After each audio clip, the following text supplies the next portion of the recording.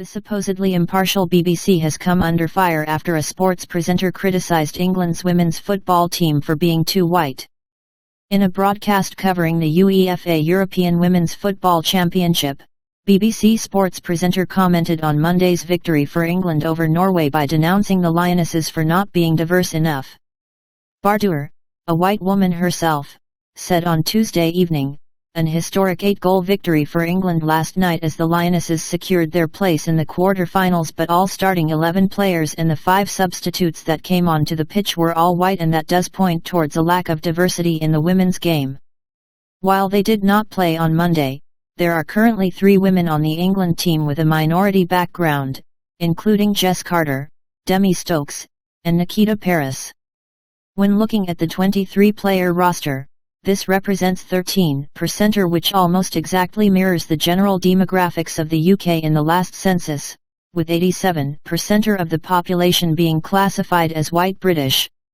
The comments from the BBC presenter sparked considerable backlash on social media, with former Labour Party MP Kate Hoey saying, "When we had an all-black men's team in some athletics events, did the BBC draw attention to that? Of course not.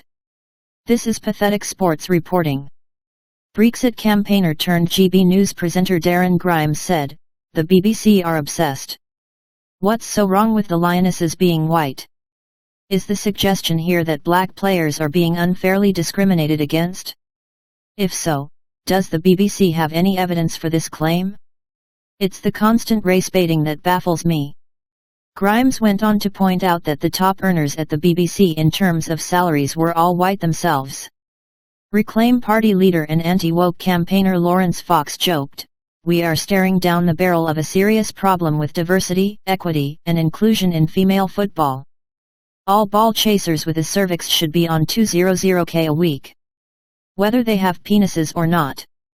However, the public broadcaster does have a long history of hiring based on race for less senior positions, including last year when a trainee position was advertised as being only open to Black, Asian, and ethnically diverse candidates.